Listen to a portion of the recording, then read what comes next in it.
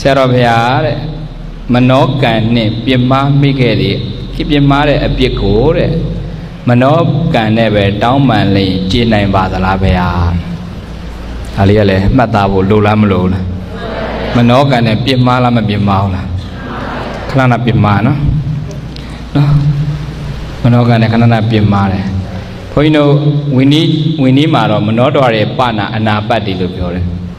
မနောတော်ရဲ့ပနာအနာပတ်တိတဲ့စိတ်နဲ့ကျွလွန်ရင်အာပမသိင်ဘူးဆိုပြီးတော့ဝိနည်းမှာတော့ပါတယ်ဒါပေမဲ့တစ်ခါအဲ့ဒီမနောကံကအဲ့ဒီစိတ်နဲ့လေအဲ့ဒီစိတ်နဲ့တည်သွားရင် तू ကအရင်အကျိုးပေးတာကာယကံဝစီကံမနောကံတွေမှာမနောကံကအပြည့်ကြီးဆုံးလို့တချို့ကပြောတယ်ဝိနည်းမှာကတော့မနောကံအနာပတ်တိအပြည့်မရှိဘူးအဘိဓမ္မာရှုထောင့်အရာပြောမယ်အဲ့ဒီမနောကံနဲ့ပြင်းမာတဲ့စိတ်နဲ့တည်သွားရင်အဲ့ဒီမသေးခင်ဖြစ်တဲ့စိတ်ကအရင်အကျိုးပေးတာဆိုသူကအရင်သွားအကျိုးပေးတာအဲ့ဒီစိတ်အစွဲပေါ့စိတ်အစွဲကြောင့်ဖြစ်ဆိုမနောကံနဲ့ပြင်းမာမိခဲ့တယ်ရှိရင်တဲ့အဲ့ဒီမနောကံနဲ့တောင်းပန်ခြေနိုင်ပါသလားဖေဟာဆိုတော့မနောကံနဲ့ပြင်းမာလိုက်လို့အပြစ်တွေရှိခဲ့သည်အပြစ်တွေကိုယ့်ဘဝတက်ရောက်လာတယ်ဆိုရင်မနောကံနဲ့ပြင်းမာလိုက်တဲ့အတွက်ကြောင့်အဆိုးကျိုးတွေကြုံလာပြီဆိုရင်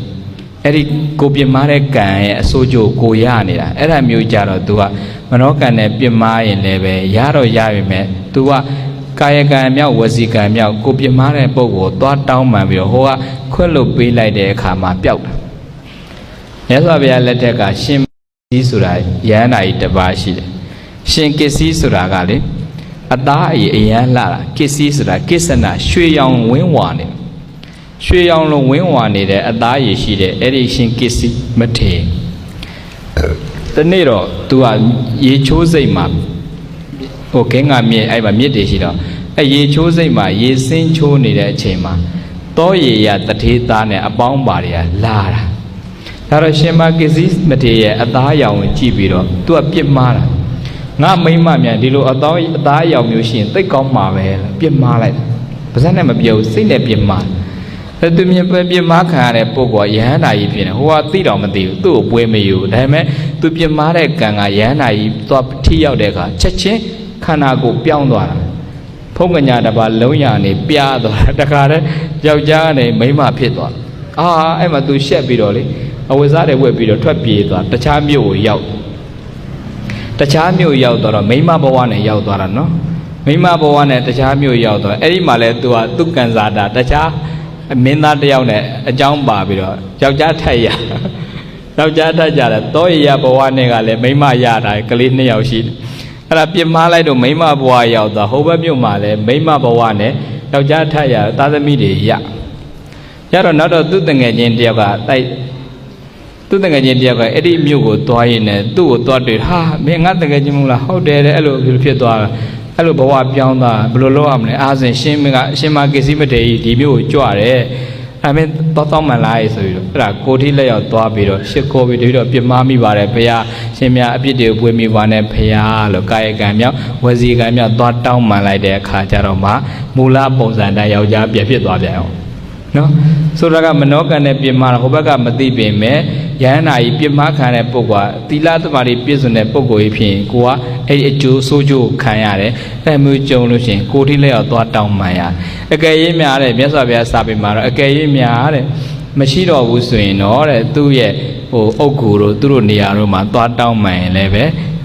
အထိုက်လျောက်တော့အပြစ်ကိုကြည်ပါတယ်တဲ့ဒါကြီးကိုဆွဲတိုင်းဖြစ်မနေဘူးတော့လိုတာပေါ့တဲ့နော်ဆိုတော့စေတနာရည်ရွယ်ချက်နဲ့ပြောရင်ဝတ်ကပြန်လိုက်တယ်စေတနာမပါပဲရုပ်တရက်ပြောလိုက်လို့ရှိရင်တော့ဝတ်ကြွေးကလိုက်ချင်မှလိုက်အကုသိုလ်တော့ဖြစ်တယ်ကုသိုလ်နဲ့ခြေဖျက်လို့ရတယ်ခုနသောရရတစ်ဖြစ်လဲပြန်ဘဝနှစ်ဘဝရသွားပြစ်မှားလိုက်တာအံ့ဩစရာကောင်းတာတန်ဝေကရပြီးတော့ဘုန်းကြီးအပီးဝယ်သွားတယ်အဲ့ဒီတရေသားဘုန်းကြီးဝယ်သွားတော့သူ့ဘဝအကြောင်းကိုသိနေတော့ဘုန်းကြီးအချင်းချင်းနောက်ကြတယ်သူ့ကိုလေအရှင်ဘုရားတဲ့ယောက်ျားဘဝရတဲ့သားသမီးနဲ့မိန်းမဘဝရတဲ့သားသမီးဘသူ့ကိုပိုချစ်လဲတော်မေးတာအဲ့တော့သူကပြန်ဖြေလဲဆိုပုထုဇဉ်သူကယန္နာမဖြစ်သေးတော့ပုထုဇဉ်ဘဝပွင့်လင်းပြောရင်တဲ့မိန်းမဘဝကရတဲ့သားသမီးကိုပိုချစ်တယ်ဟုတ်တာပေါ့အမေတွေကကိုနဲ့လွယ်ပြီးမွေးထားတာမဟုတ်လားသားသမီးကိုအဖေနဲ့အမေဘသူကပိုချစ်လဲမ အမေတွေကပြောတယ်နော်အဖေလည်းပြောလိုက်ပါအဖေကပိုချစ်ပါတယ်ဖေမိဘကတော့ချစ်တာချစ်ကြတာတိုးတော့အမေတွေကြတော့ဒီခန္ဓာဝင်ကြီးဒုက္ခကြီးနဲ့လွယ်ပြီးမွေးရအမေကပိုချစ်တာဆိုတော့အမေဘဝကမိခင်ဘဝကရတဲ့သားသမီးကိုပိုချစ်ပါတယ်ဆိုနောက်တော့မိကုန်းနေများများပြီးတော့သူစိတ်ညစ်ပြီးတောထဲထွက်ပြီးတော့တရားကျင့်လိုက်တာရဟန္တာဖြစ်သွားရောသူကခုနပြင်မာတဲ့တောရည်ရယန္တာဖြစ်သွားတော့တခါတန်ဃာတော်တွေကြားထဲပြန်ရလာမိပြန်ရောရှင်မြတ်မိမဘဝနဲ့ယောက်ျားဘဝရတဲ့သားသမီးဘယ်သူကိုချစ်လဲဆိုယန္တာမဖြစ်ခင်တော့မိမဘဝရတဲ့သားသမီးကိုချစ်တယ်လို့ဖြေလိုက်တယ်ယန္တာလည်းဖြစ်သွားတော့တပည့်တော်ဘယ်သူ့ဘုံမှမချစ်တော့ပါဘူး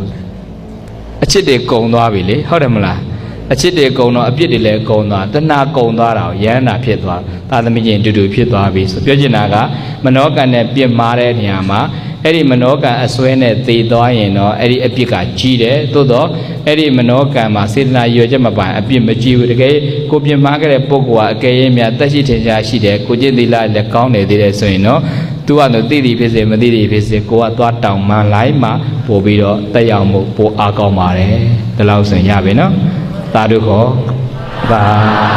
ဓုသာဓုသာ